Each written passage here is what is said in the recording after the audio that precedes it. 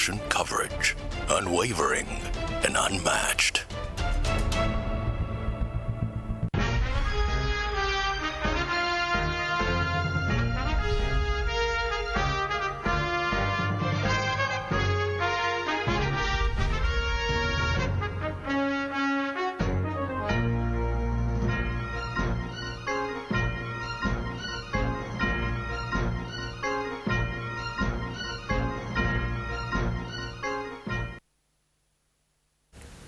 Hello, Uganda. Good evening and welcome to the show On The Spot. Happy New Year.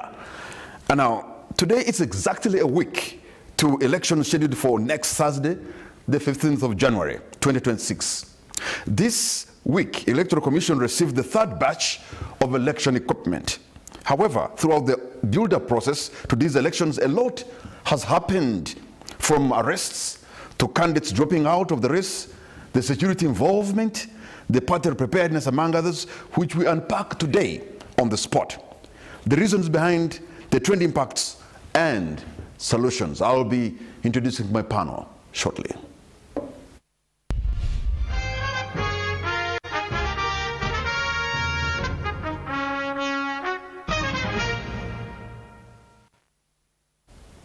And this evening we are honored to have the spokesperson of the Electoral Commission, Mr. Julius Muchunguzi. Thank you for joining us. Good evening. Thank you very much. I'm glad to be here. We also have the Honorable Sebaru, who is in charge in this election of the Kampala metropolitan area. Thank you so much for joining us, Honorable Sebaru. It's a pleasure joining you, and greetings to all the viewers out there. And we also have the National Unity Platform candidate for Kira Municipality, Mr. George Musisi. Thank you for joining us. Thank you, Patrick. Pleasure to be here. Let me begin with you, Julius, because many people are in the race, including George. But when you look at what has been happening the last couple of days, even George perhaps is not sure whether it's going to be on the ballot. Why are you denominating people at such a supersonic speed at the very last when we're in the home stretch? That is not exactly true. That's what is happening. That's not exactly true, because the Commission has been hearing petitions. And in hearing petitions and determining them as provided for in the law, it has been relying on the evidence presented and the law to make decisions. Those decisions of the Commission have been, one, putting people on the ballot who previously had not been nominated wrongly, and in other cases, on the basis of evidence and the law, denominating or disqualifying those who were wrongly nominated. Anybody who has no reason to believe that they did not qualify to be nominated should not worry at all. But anybody who knows that they did not have the qualifications and that a petition is against them before the tribunal of the Commission, then those would have to be worried. Some of the reasons that the petitions have presented are so clumsy that we expected the Electoral Commission officers to be able to tell that such a person is lacking the papers, is lacking the signatures, to be able to tell. You cannot bring them out when the election is on the final stretch and then you denominate them. The electoral laws provide that petitions will be brought to the Commission at any point in time before polling.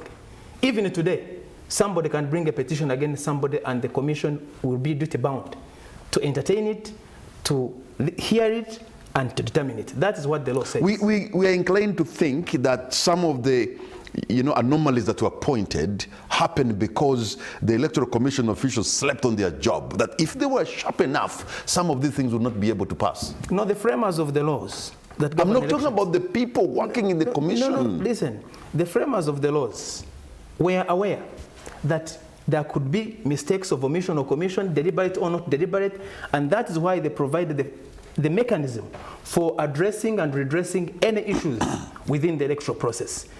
The framers knew that you're not dealing with angels. It's for that even reason that you have courts. Because if everybody did what they have to do without any situation where you find people diverting from the provision of the law, then you do not need the mechanism for redressing any issues that emerge. And so, the electoral laws provide that at any stage in the electoral process, any voter can bring a complaint to the commission, and the commission will be duty bound to hear it. And when it determines that the petition or complaint has merit, it will take a decision in accordance with the evidence presented and the laws that are applicable. So to say that, yes, that the staff of the commission should have been able to see some of these anomalies before they come to the commission as petition or complaints is an ideal. But in real life, mistakes are made, but when mistakes are made, they need to be corrected, and the decisions of the commission tribunal in hearing and making these decisions have been to ensure I know at this point you're calling them mistakes, but I'm sure when they take you, maybe the commission to court, there'll be crimes. But it's very interesting, Honorable Sebalu. I don't know how efficient you have been, that some of these petitions have some kind of selective mutation. They're only knocking out the opposition. Is it because you're very smart? You're very suspicious about... No, thank you very much. I think when you are dealing with an electoral process, there are certain fundamentals you need to look at. And in my view, you need to look at the credibility of the candidates that you are presenting. The credibility, the quantity and quality of the candidates that you're presenting. And if they go through a process that is airtight in terms of procedures, processes, and engagements, then you are likely to fill the gaps at an early stage. So the NRM process is such that we've had an elaborate process and procedure of engaging the candidates. And we even had challenges at the primary level. Some of them have chosen to go independent because of certain dynamics. You know, you can't be airtight all the time. But I want to say that the Secretariat and the party structures have done a pretty good job in terms of sieving, in terms of preparing, in terms of analyzing and advising. Many of them, they even went through a process of empowering them to manage the process. They had to fill and they had to be approved by the Secretariat. Questions would be asked then. They would be demanded of certificates of education and all that. So that is done at a primary level. So a situation where you don't give that special attention to that process is most likely to create an effect that may not be desirable in terms of sustaining the candidature of the members that you so approve. What you're saying directly affects, I think George Musisi should be able to our electoral commission. They did their job. Maybe there's something true in that, George, because look, we have few NRM candidates who have suffered in these petitions, and he's explaining that, you know, the NRMs were like the primaries were like the gatekeeper to sieve through. So they went through a certain stage that to pick out some people, which you didn't, and no wonder we see some of your colleagues are being denominated. No, I certainly don't agree for two reasons. One, the people of NUP who have been denominated have not been denominated for one particular reason. There have been different reasons. Then secondly, I'm saying if you had primaries, some of these things could have been picked in the primaries. For instance, how are nomination signatures or seconders relevant in primaries? Because in primaries, you don't get nomination papers. You don't get people seconding you. So if they denominate you because they say one of your seconders seconded another person, another candidate, like it happened in Makindi, in the recent ruling, how is that relevant in the primaries, even including the NM primaries? So for me, I want to look at it in the bigger picture. Whereas Julius is partially right that the law indeed allows the Electoral Commission to hear petitions at any point, which indeed calls for an amendment in the law. That part of the debate we're having off air. However, there is also, you have to look at acting with bad faith. Patrick, you are in this town when journalists would be arrested for sedition. They would be kept, maybe they'll be arrested on Tuesday, and they would be kept till Friday, because the 48 hours are elapsing, or they would arrest them on Friday afternoon. Even Julius is aware of that. And then they would be taken, such that they would be kept in custody for over the weekend, as they are citing 48 hours, saying, the 48 hours have elapsed, however, we can't take you to court because it's a weekend. So there is something we call acting in bad faith. If the Electoral Commission receives a petition, we are mindful that indeed the law allows them that latitude to hear it. However, the election is a process. An electoral process kicks off is like a moving train. It doesn't stop. How do you expect someone who you have nominated to campaign, and then you tell them that now it's 6 days to the election, and there are some people with pending rulings who don't know their fate, even 7 days, and you're saying, no, the law allows us, we can even denominate you, or someone can bring a petition against you tomorrow. In fact, I was telling Julius off air that whereas you've shipped ballots to including to Wakiso, I don't know whether a petition will come up tomorrow and add expeditiously. The bigger point is that how do you expect people? And right now we have an Electoral Commission chairperson who is expected to be judicious, because his knowledge of the law is not absolutely in dispute. And you know that an Electoral Commission is a public body. If a public body makes a decision, you give people a chance to apply that decision to another body, in this case court. So if you nominate someone 2 weeks to the elections, or even 1 week like it happens, how would you expect them to challenge that decision, which is their right anyway, to appeal against that decision? Now, you're talking about the law, Julius. I think he makes a point that the commission has too much power, and there's also a conflict of interest. You are the one who's registering these people, and you're the one who is carrying the nomination process. You're also the one who's going to denominate them. Isn't that even very tricky? 30 seconds. That some of these problems could actually have been sieved at the point of nomination. And maybe that would also call for an amendment. Because, for instance, if I bring names of seconders who have already seconded another person you've received, why shouldn't my nomination process application be rejected on the onset? To say that, no, you're not eligible for nomination because these seconders have already seconded another person. So Electoral Commission has nominated me, declared me duly nominated, and now it's hearing a petition whether I was duly nominated, who should be both respondents, me and the person who nominated me. Yeah. No, but I mean, as the law stands today, the provisions of the law provide for the Commission to hear petitions and complaints arising out of any step of the electoral process. You see, by the way, we are focusing on nominations, but the provisions of the law provide that a complaint can be on any other aspect. It could be on the voters register, it could be on the polling, organization of polling stations, it could be on demarcation, it could be on any other element of the electoral process, which means that it does not necessarily mean that a complaint arising out of the nomination process always hinges around the official of the Electoral Commission making a mistake or making a misjudgment. But be that as it may, the question is that when an illegality or non-compliance with the electoral laws, in respect, for instance, with nominations, are identified on the basis of the evidence presented through the hearing of the petition and the laws that are applicable. You are not saying that the Commission should say, now that we are late, or now that a mistake was made in the procedures that led up to this point, that we should let a mistake or an illegality continue up to the end simply because it was already made.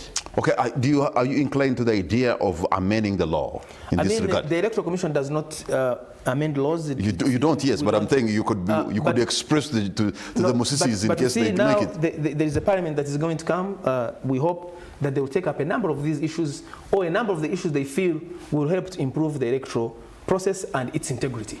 But as it is now, the Electoral Commission will continue to apply and abide by the dictates of the law as long as they are in place. We shall not, the Commission will not, treat anybody differently as long as the law dictates that a decision has to be taken in consistent with those provisions. So, Honorable Mike Savalu, did you see there's a problem of justice there, that somebody has been denominated, maybe 3-4 days to the polling, and yet maybe he needed to refer the case to court, and there is no time? Yeah, but I think we need to go back to the fundamentals.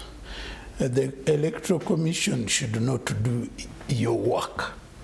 I really want to say that we are having parties and we are having political actors who are simply not prepared for the electoral process. Yeah, but it can be the electoral process, the electoral officials themselves who can make a mistake, and then the petition is against them. But no. What I really want to say, because these petitions that we are talking about, petitions that have come out of either commission or mission by the actors, and the parties should prepare their candidates. Actually, it is not the candidate alone. The candidate needs support. Absolutely. They need to be supported. You need to get a team of lawyers within the party, look at the law, what the law provides, what are the do's and don'ts, and you prepare your members.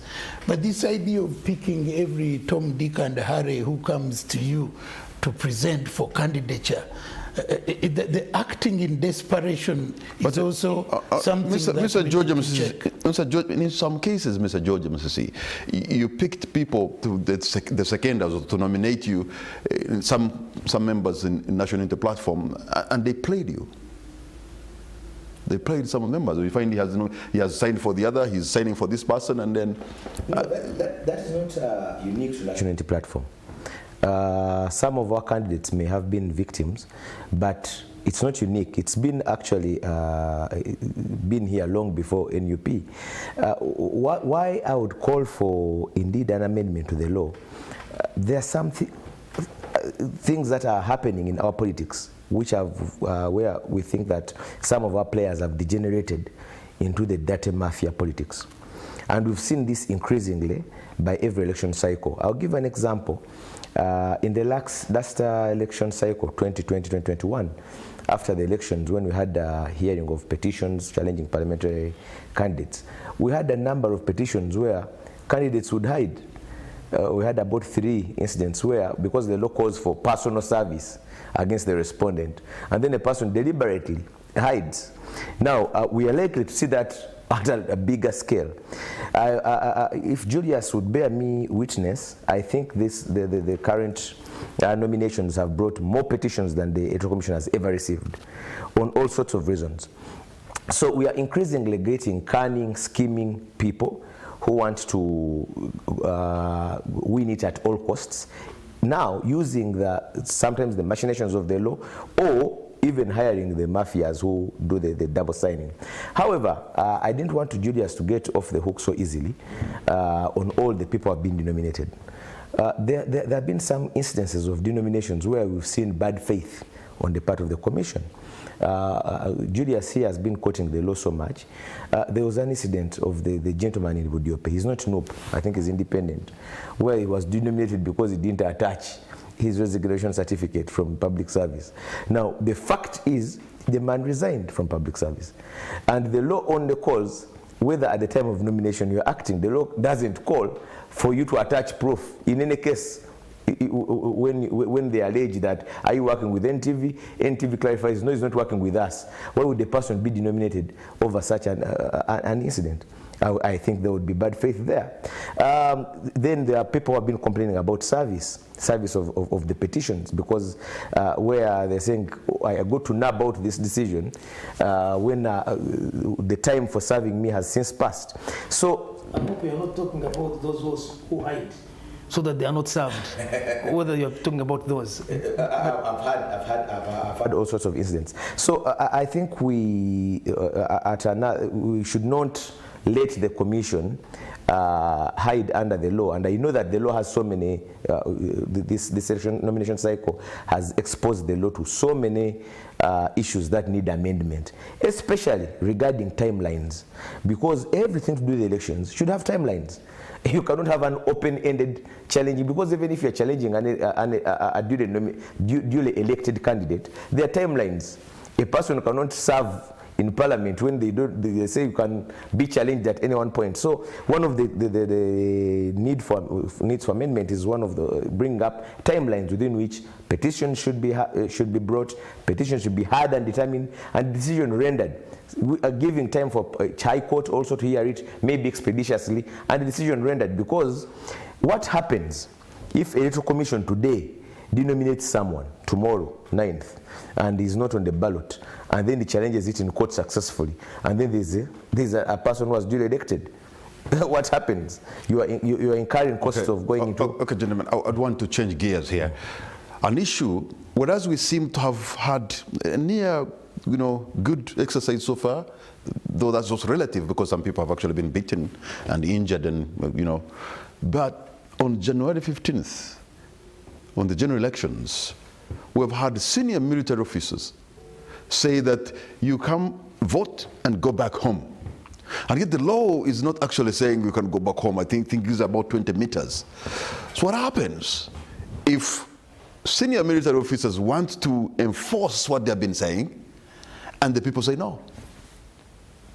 I think, Patrick, the question of what to do after voting has been taken out of context, especially by I think yourselves, the media, and a few people in the public discourse, because what the Commission has been explaining, number one, that the Commission is very much aware of the provision of the law in respect of what to do and where to be after voting.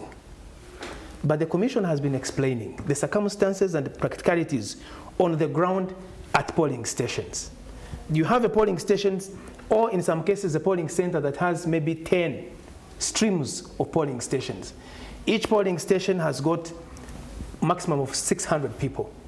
If you were to say that once you have voted, 600 people times 10, that is 6,000 people, hang around, just hang around, when you are sure that you can't control them, when you are sure that you can't guide them, when you are sure that you can't make them behave like angels or people in a church or a mosque where you say sit down, we sit down, stand up, we stand up, sing, we sing.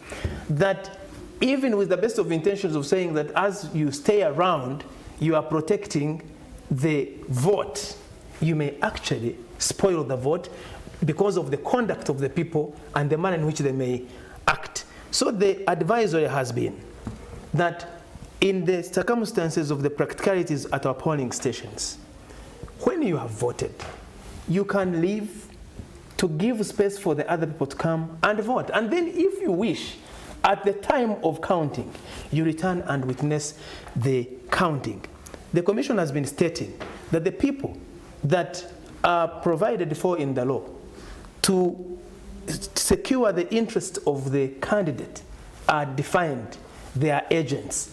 Each presidential candidate, for instance, is allowed 2 agents at each polling station. You have 8 presidential candidates, that is 16 people already. You have polling officials, you have constable, you have... So already you have a mechanism of providing security, of protecting the interests of a candidate at the polling station, and that in any case, at the close of the polls and once the polls votes have been counted, the Commission is duty bound to give the declaration form to the agents of the candidate, not to anybody who will be standing around 20 meters or 100 meters away from the polling station that I'm here to demand or protect the interests of my candidate at the polling station. So the advisory around what to do after voting should be seen and taken and considered in that light of the practicalities on a polling station, the squeezed nature of the number of polling. It's good you're talking about the advisories and let it remain as an advisory, but they can take the advice or not. But if now the men and women in uniform decide to forcibly push them away, for which you've said an advisory, that is bound to cause some confrontation, Honorable Savalu.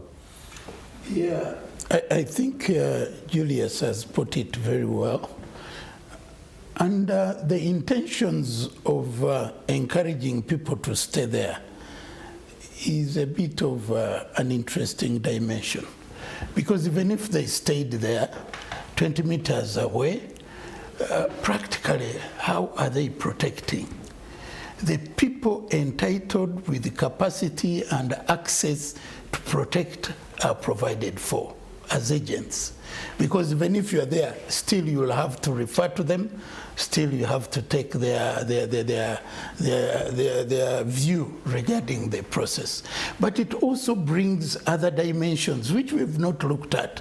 Look at public health. You are hosting 6,000 people in a place where even the areas of convenience may not be such that they can contain such a number. Some of our people can be very interesting because they come early in the morning, 7. How are you going to manage people if they came with their sigiris to prepare their meals there? Because they have to stay there the whole day anyway. And that is the kind of impression you've created. They have to stay there. So in terms of civility, in terms of order, and in terms of good intentions, because when you have those people that have voted and they still hanging around, there are also people in the line waiting to cast their ballot. Now, just to look at the state of affairs in that situation, it doesn't reflect order, it doesn't reflect civility, it doesn't reflect mutual trust, and it is ugly, definitely. Actually, civility will be reflected when these hundreds of people are there and they are orderly and they are doing their constitutional obligation to view from a distance. That is civility. It will be, that is the best civility case. will disappear when you start tear gassing them. No, that is the best case scenario.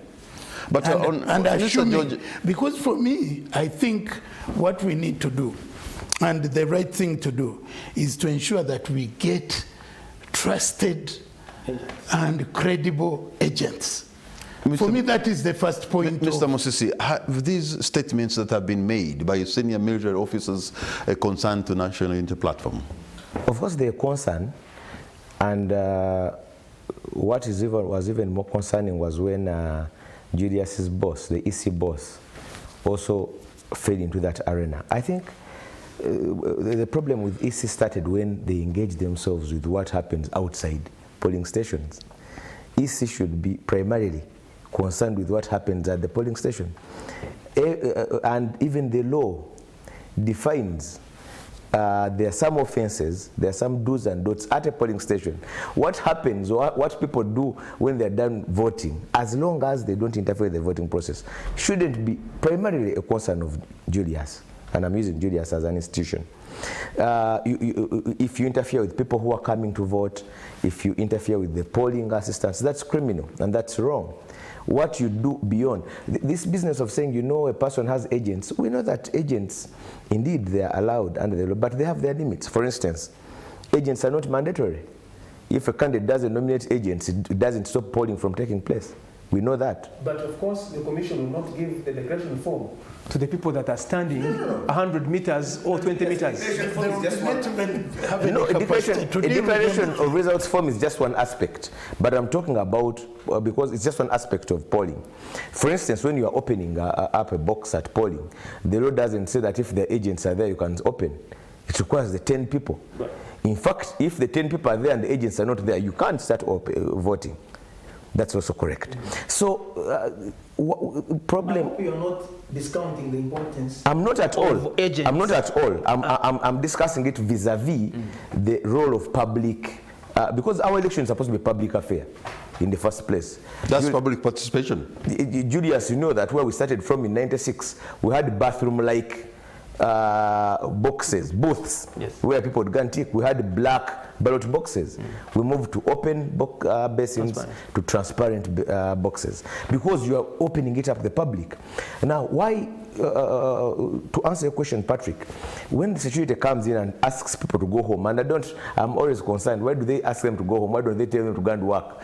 Why do they force them home? The issue should be, it's discretionary. The law leaves it at their discretion to say you can go, you can stay, as long as you don't concern yourself or obstruct in any way what is happening at the polling station. EC ordinarily shouldn't be concerned with what happens as long as it doesn't interfere.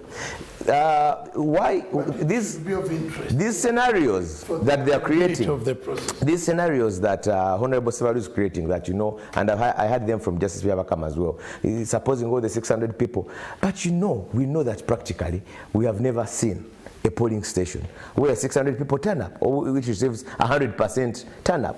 We've not seen it. So why would you be concerned with a scenario you've never seen, and you're not concerned with what you've seen? For instance, of security agents interfering with elections, like it happened in Kawempe North. These worst case scenario saying, you know, some polling stations are in tight places, supposing people gather. Now Honorable Sevalu is even bringing in public health. People gather every day, even in your villages, Patrick, for football matches, for their rallies. When people gather for rallies, they don't become a public health, neither do they become this scenario you are creating. So the essence is, I should also ask the question conversely. The Honorable Sevalu was saying, why are people being urged to stay? Where are they being urged to go? For me, I have a problem with those two extremes. The idea of stay, the idea of go, it should be those that may. Exactly. That is what I would be comfortable with. Because even all of a sudden, when you say stay and stay, I find it a bit disturbing. So for me, both extremes are not. Let people, those that may. You know, they have been campaigning, NUP has been campaigning to vote, to guard, the way how you're afraid, you guard it, they count it, and then they do something like that. And because of that sustained telling their supporters, you vote and guard it, chances are they're going to be there. Because for years they've been saying you'll be there. And so you as managers of this election should watch out for a potential confrontation, because there has been sustained campaign telling Ugandans, be there. And that's why, and now the men in uniform are saying you go away. And that's why that's a recipe for disaster. But also because the intentions of you stay can also be very interesting if you go into a deeper aspect of it. At the end of the day, I think we need to create that confidence level that will allow a peaceful discourse to be undertaken. Because even that, with security operates on the basis of intelligence, and you could never tell what intelligence they have about that emphasis of stay. So all those dynamics are interesting. I want to from a viewpoint. I want to leave that aspect, gentlemen, to change gears again. I want to change gears again, Julius. I want to look into the integrity of the whole process, and because that's going to be key whether this election is going to be legitimate. I'm saying this because the incumbent president, who's also the NRM candidate, is on record having said in the last election the opposition stole 2.7 million of his votes. 2.7 million votes is what the Electoral Commission, that presided over such a mess for one candidate to lose 2.7 million votes. So you see, the commission is the commission of the people of Uganda. Yes. And the commission listens to views and comments and feedback from all its stakeholders. And all the stakeholders are very critical, including the president.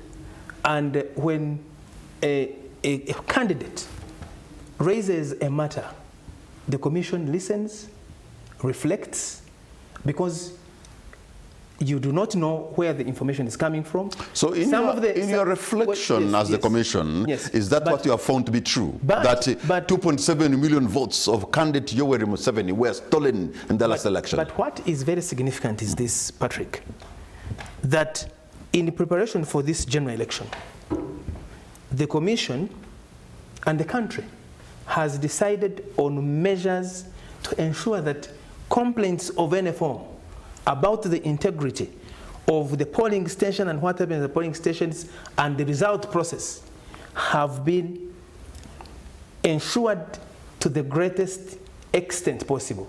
It is one of the reasons, for instance, I would say that on this occasion, as you know, there is going to be mandatory use of the biometric voter verification kit or machine to make sure that at the polling station, a voter that arrives at the polling station is verified to confirm that he or she is the registered voter at that polling station by taking his or her biometric details of the thumbprints.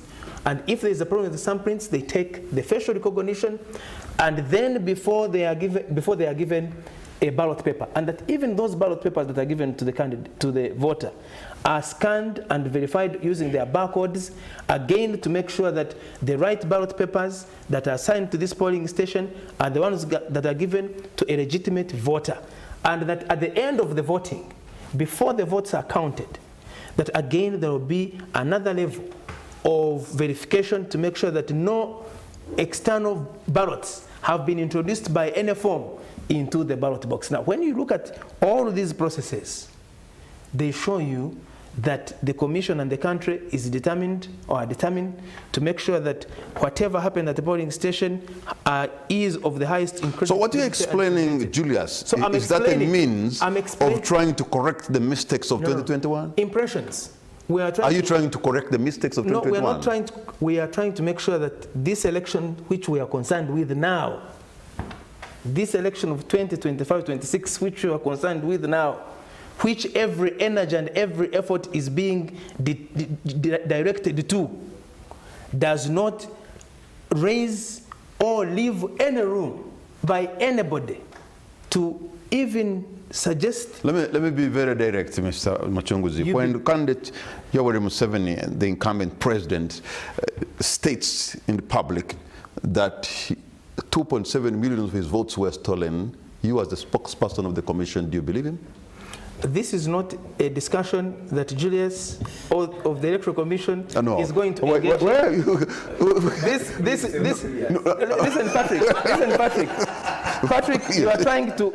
We are focusing on the general election that we are handling now. I'm wondering what. I'm asking whether you believe what was it. No. I have told you that the brief that the spokesperson of the commission has is to speak to the elections. Satire. Maybe it was satire. No. The brief that the spokesperson of the commission has is to the fact that we are preparing and organizing the 2025-26 general election, and that is where all the energy, all the effort of the Electoral Commission and all the staff across the country are dedicating their efforts to. And I would like that we focus on what is before us in 7 days from now and going forward, and make sure that we get it right for the people of Uganda to believe and have trust and credibility. I hear you. Actually, I was asking this so that if there are mistakes of 2021, they can be corrected in 2026. But that was the whole intention why I'm trying to ask this question. But Honorable Mike Sebalu, if really indeed 2.7 million votes were stolen, and there's an incumbent president who is appointing the commission, the commission failed on its job miserably. I wonder why he even allowed it to continue having presided over such a mess. No, I really want to put a different perspective. Yes. Just like you, Kamara, every other program that you prepare for, your driving effort is to make it better. It's not that you failed in the previous one, that you are making today a better one. We keep making previews. You keep making it better and better. Yeah, by previewing. You are a better version of yourself every other time. I don't find any fault for the Electoral Commission to assemble processes and procedures that bring a better electoral outcome in terms of credibility and in terms of legitimacy. I really, they owe it to Uganda, and we need to appreciate them and applaud them for that commitment. Yeah. I think, George, you're either very smart, or should I say tricky or crafty, with all respect.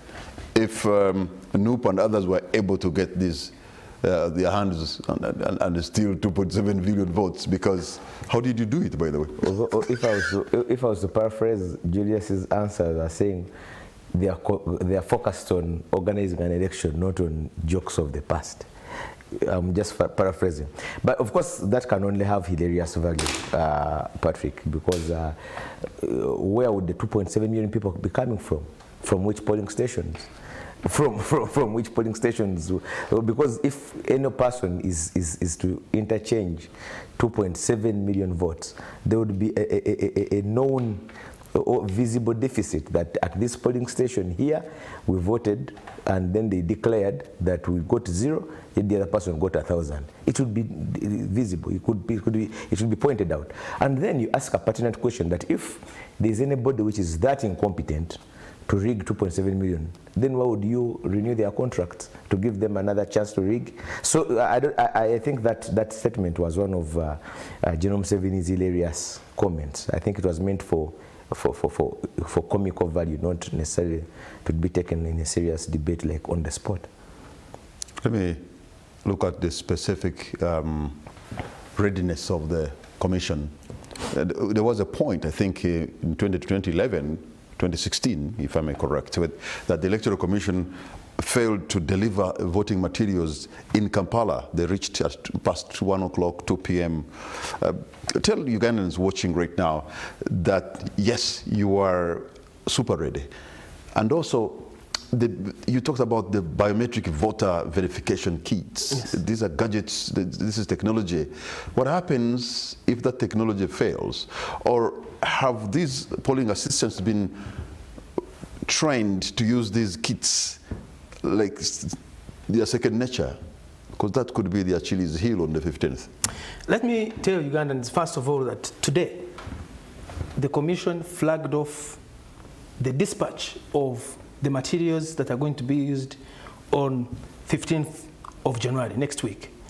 And the entire Commission was at our stores in Tinda, and materials are being dispatched to the district so that on the day of polling, all materials arrive at the over 50,000 polling stations across the country in time for voters to begin casting their votes at 7 a.m. as provided for in the law, so long as the 10 witnesses are in place.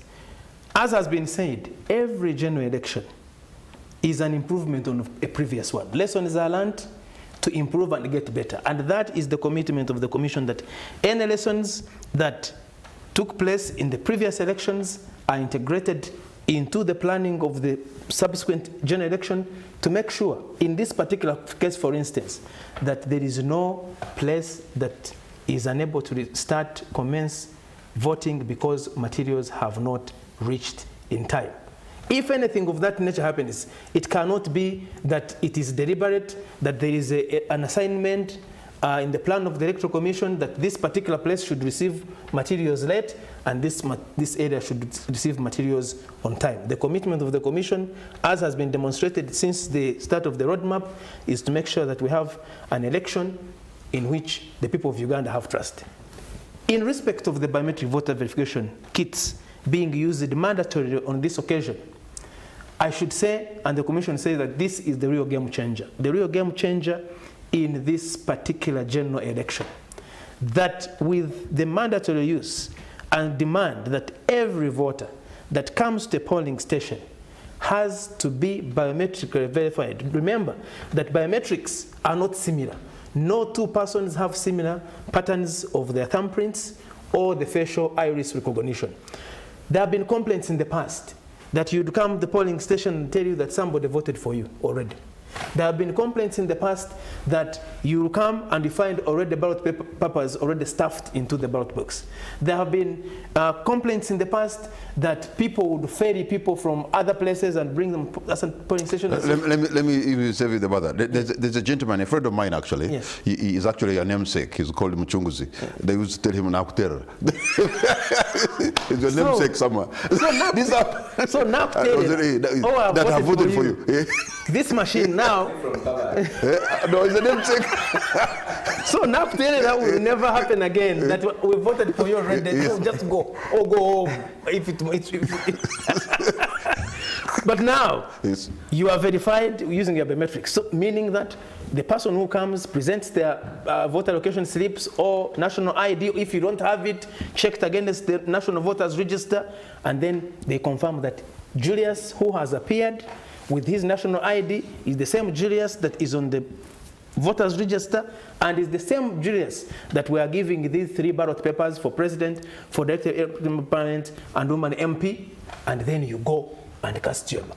Now, with that level of utmost verification, the principle of 1 man, 1 woman, 1 vote will be achieved to the extent that can possibly be possible on And Earth. the polling assistants have been done the dry run, and they're up to date. And the commission has recruited and trained polling officials, presiding officers, polling assistants, and recruited specific vote BBVK machine operators and trained them. And at the moment, they are undergoing refresher training to make sure that any possibility of any doubt about how to use these machines does not arise at all. But also to forestall any possibility of what happened in the past, because this is not the first time we're using these machines.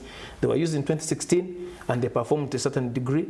They were used in 2021, they performed to a certain degree. And all the lessons that were picked in those attempts and efforts we deployed in the previous 2 general elections were integrated in the planning and the design of these new kits that, for instance, their battery life is 16 hours of continuous use.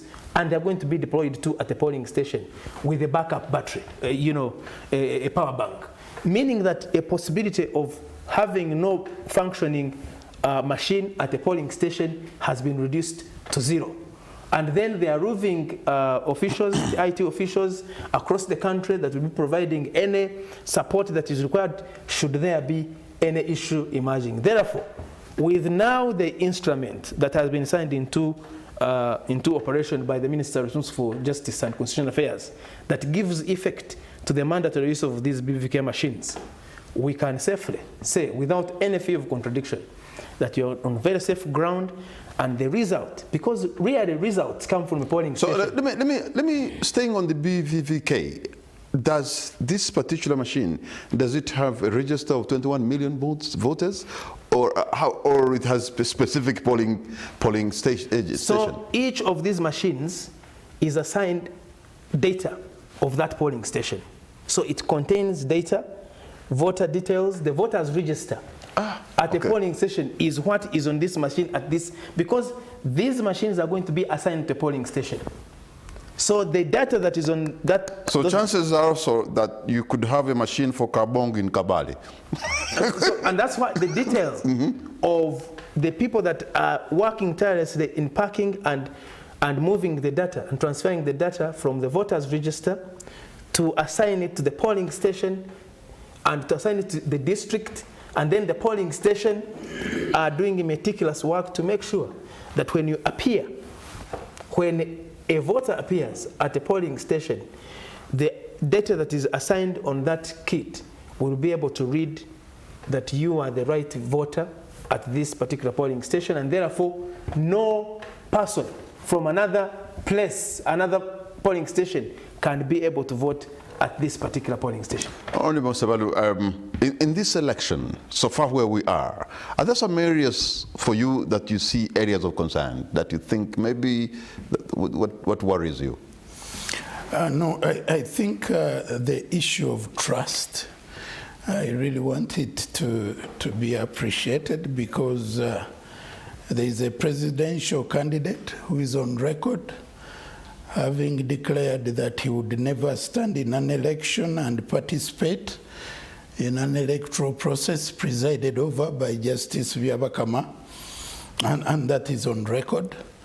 And one of the candidates, again from the same party, came out with even a more disturbing statement that whoever in the opposition does participate in an electoral process presided over by Justice Byabakama will be the fool of the century. Honorable, answering Patrick's question.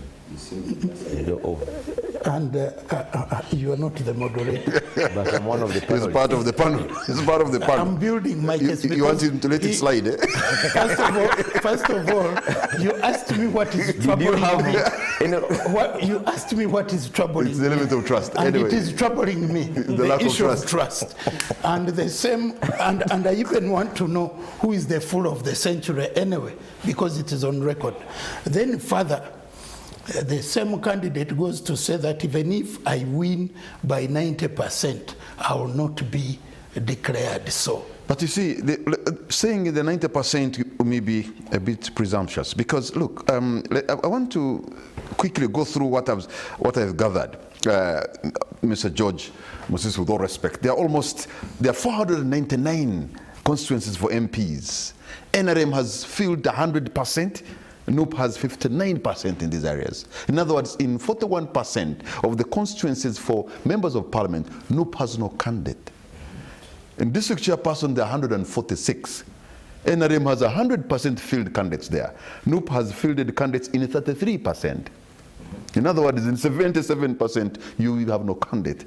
When you go back up to sub-county chairpersons, or maybe sub-county councillors, whereas NRM has fielded 100%, NUP has fielded 19%.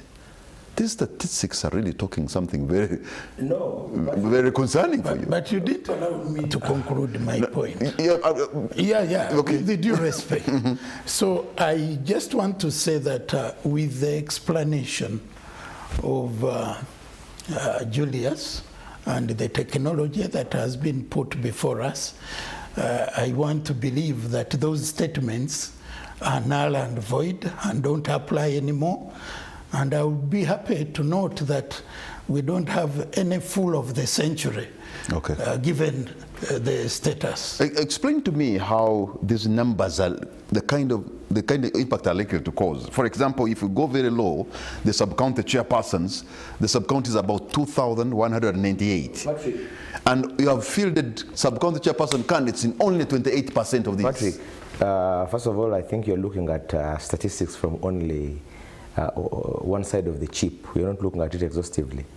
When it comes to presidential election, it doesn't necessarily operate that if I field candidates in Kamuli district, then the presidential candidate will win in that entire district. No, that's not the case. But at least when you're campaigning in the municipality of Kira for yourself, you're also campaigning for your principal. Absolutely. But let me there's an added advantage there. Yeah, yes, there's an added advantage. But I'm saying that sometimes it doesn't work necessarily like that. Let me give you an example.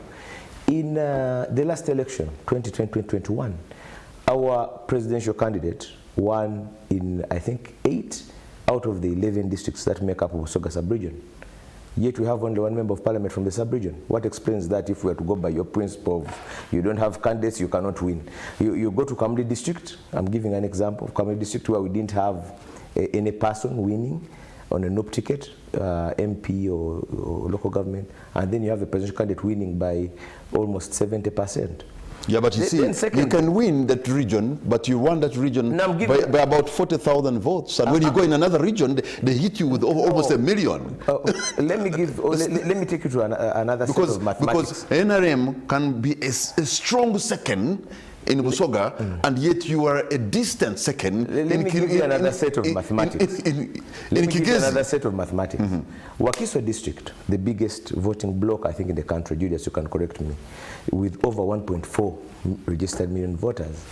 Wakiso district alone makes up an entire sub-region. The entire districts, I think the registered voters in Wakiso make up over 20 smaller districts somewhere, where we have, so I don't think the mathematics necessarily, when it comes to presidential vote, works like that. If you go to the issue of parliamentary representation, that mathematics can work. But when it comes to presidential vote, where a candidate appears across the country, it's absolutely different. Otherwise, conversely, there are candidates, we've seen, for instance, where DP had a presidential candidate at some point, and the local government or even parliamentary candidates lose when they have a presidential candidate. So, and a person who doesn't have a presidential candidate wins when there are no lower local government or parliamentary candidates standing. So I don't think it works necessarily. It will be very interesting to see your candidate winning the presidential race and becoming a sort of an opposition in parliament, because I don't know how you'd even do it, or even have even pass laws. Well, that would make it very hard for you. Would be in trouble as a country. No, the Honorable Sevalus would be quick to move. However, there is a precedent of independents who work closely with the ruling governments. So since we have a huge block of independents, maybe they would but you understand there could be some people who are also making that calculation in their head and said, wait a minute, if this happened, are we not headed for some kind of a stagnation of sorts, some kind of a crisis of governance? Do you look at that? No, it shouldn't be a crisis, because under our even the constitution, even the system, it doesn't make it a crisis if there is a party in government which has fewer members in the house. There is no legal lacuna. If you have issues, yes, you'd say that you have problems pushing business in the house. However, like I've told you, we have seen politics is a dynamics, is never a standard which you can predict. It's dynamic. People are always dynamic. Politics is full of people who make choices conveniently depending on the politics of the day. You have actually said that the Somalis actually, you imagine, Patrick, you imagine that there is something called NRM which can be in opposition. This NRM can't be in opposition. This NRM cannot be in opposition. The glue holding it together is the state coffers. The moment they're in opposition, you see them. In the interest of time, there's one issue, but I think you have addressed it, because I had candidates complaining that you delayed to give them the actual hard copy of the voters register, but now it has gone. To some of them, NRM, I know they picked, and so there's no. How about the others? The others were picking the hard copies of the voter registers today, and by end of tomorrow, I think all of the 8 should have received their hard copies of voter registers. But remember, one, that upon nomination, all the 8 nominated presidential candidates were given a soft copy of the National Voters Register. Tentative. As at that point. For purposes of using it and understanding it and studying it and raising any issues that they had with it. Is it the same as the hard copy they have taken? And now, this one that has been given to the presidential candidates is the final hard copy voters register, coming alongside a soft copy of the same to all the 8 presidential candidates. So the fact of the matter and the substance and the spirit within which the Commission has given this National Voters Register in hard copy is in fulfillment of the requirements of the law. And the Commission has been working on this National Voters Register with all the stakeholders through the process that the register went through from the time when the update of the National Voters Register. So some people may be hearing you talk about the National Voters Register of 21 million voters, and probably break it down for us to understand, because I am told actually some people are shocked. It's a whole trailer of material. You know, it is not just one register. No, it's a collection of different booklets and that can fill a truck. About 1 million pages. That were handed over to each of the, that's being handed over to each of the presidential candidates. So this is a register that has all the particulars, the names, the pictures of all the 21.6 million voters that we have in Uganda today. And it's a huge volume. There are many volumes actually. There are registers for the 50,000. I imagine some president candidates would struggle with storage. No, they will not have what stored. People are saying that. So are there some people who were shocked to realize that what you are giving them is quite bulky? In fact, you see, I think when they came and they saw what the Commission has been working on over this period, from the time the update of the National Voters Register started, when we called out people who are citizens to come and register, who had not registered, when people came out, those who wanted to change their polling locations to come and change them, up to the point of the display of the voters register that happened, the tribunals at the parish level that looked at the particulars, and the cleanup that has been happening over time. They realized the volume of work that the teams have been working on, and they appreciate the effort that has been put in making sure that we have a credible, reliable, and factual National Voters Register. Okay, I can imagine my friends, Samunyagwa and Mabilis, are really struggling to, with all respect, I don't know. By the way, this is just a joke because it's my friend. Yes. Yeah. So in the interest of time, what's going to be your concluding remark, Julius? My concluding remark first is to thank all the stakeholders that have worked alongside and together with the Electoral Commission from the time the roadmap to this 2025-26 general election was announced in 2023, revised in 2024, and across all the milestones that we have achieved together, the political parties, their agents, their candidates, their supporters, media houses, journalists, civil society, security, and everybody, religious institution, Inter-Religious Council of Uganda, and the others that have been with the Commission playing a positive role in accordance with the law to ensure that we get through the journey up to this point where we are now 7 days away to the first polls. The Commission appreciates them and continues to call upon all the stakeholders that in these 7 days that are remaining, let us continue to keep peace, let us continue to follow the guidelines and the laws that govern elections, and let us not treat elections as a do-or-die affair. Let us know that these elections are coming, the elections are going to go, but this country must remain united, this country must remain peaceful and progressing, and that the people will be able to choose their leaders through the means that are provided for in the Constitution as the only means of choosing leaders. And that at the end of the day, once elections are over, that we shall be able to continue as a country that gives the people of Uganda pride and gives the continent of Africa pride. That we are capable of conducting and organizing elections and getting out of the elections, and the economy continues to grow, that people continue to go about their businesses, and that we continue to thrive as a people. Thank you, Honorable Ssebalu. What's going to be your concluding remark? Yeah, it is to the effect that we don't have any excuses as we go into steady progress of protecting the gains as we go to the poll.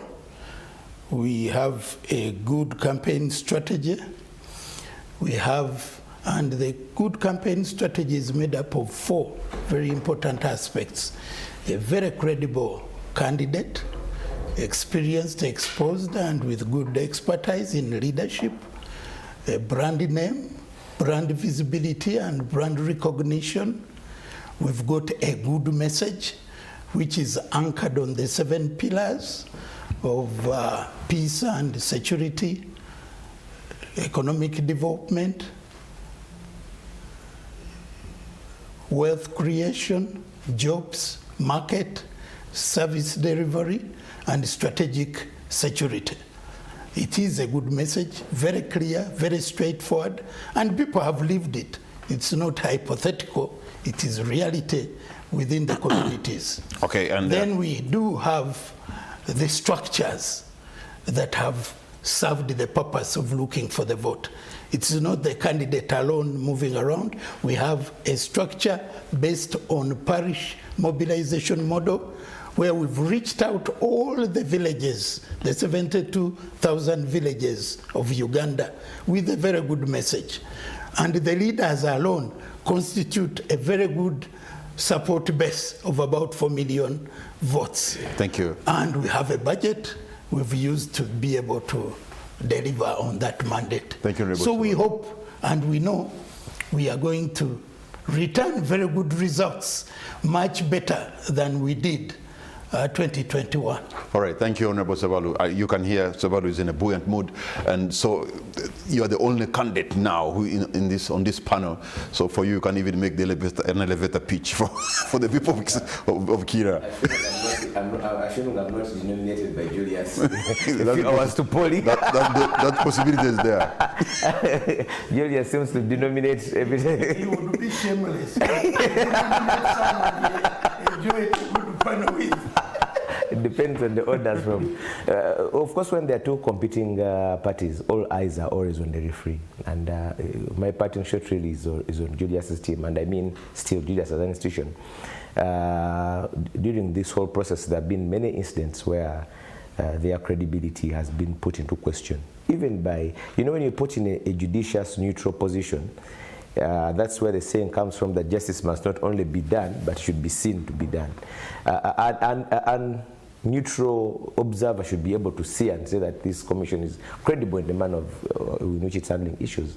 So we hope Julius, that you can't be able to salvage some part of your reputation, which has been dealt, whose credibility has been dealt in the manner in which you've handled some of the preliminary issues leading up to polling, because it's going to be, you are going to be in the spotlight for the next couple of days till the end of the election cycle on 4th February. And I hope that the referee can deliver and can be seen by even a bystander that they're doing an impartial job. Thank you. Of course, it's very optimistic, but for the sake of Julius and some of my other friends, I hope they can be able to salvage. Yes, but of course, when the people of Chira go to the polls next week, for Honorable Saul's sake, in Chira we don't have NRM, so they're not bringing any returns there. The returns will be read. The returns will be read. Thank you very much, Mr. George Musisi. Thank you, Honorable Mike Sevalu. The bus is available to transport everyone. Thank you, Honorable Michael Sevalu. Julius is enjoying the banter. Thank you very much, Julius.